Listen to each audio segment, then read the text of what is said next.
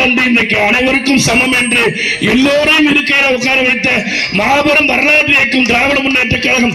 அந்த வரலாற்று இயக்கத்தை உருவாக்கி தந்த தந்தை பெரியார், பேரறிஞர் அண்ணா, தலைவர் கலைஞர், இந்த முப்பெரும் தலைவர்களுக்கு மூன்றுக்கும் முப்பூர்த்தியாக இருந்து ஆட்சி வழிநடத்தினார்கள்.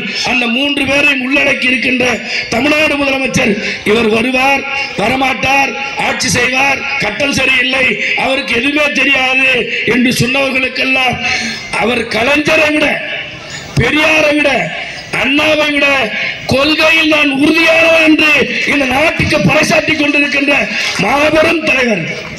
இல்லை என்று சொன்னால் இன்றைக்கே நம்மளை விழுங்கி விடுவார்கள். நீங்கள் புரிந்து கொள்ள வேண்டாம், இங்கு நடப்பது ஒரு போர். என்ன போர் என்று சொன்னால் ஆரியத்துக்கும் திராவிடத்துக்கும் நடக்கிற போர். சில பேர் நினைக்கிறான், என்னடா திராவிடம் கேட்கிறான்.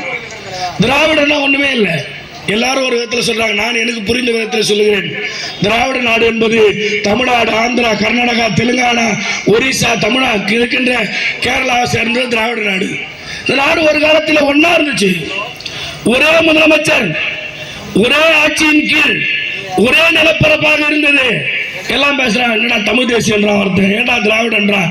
நாங்கள் எல்லாம் ஒன்றாக இருக்கின்றோம். மொழிவாரி மாநிலங்களாக பிரிக்கப்பட்ட நாடு இது.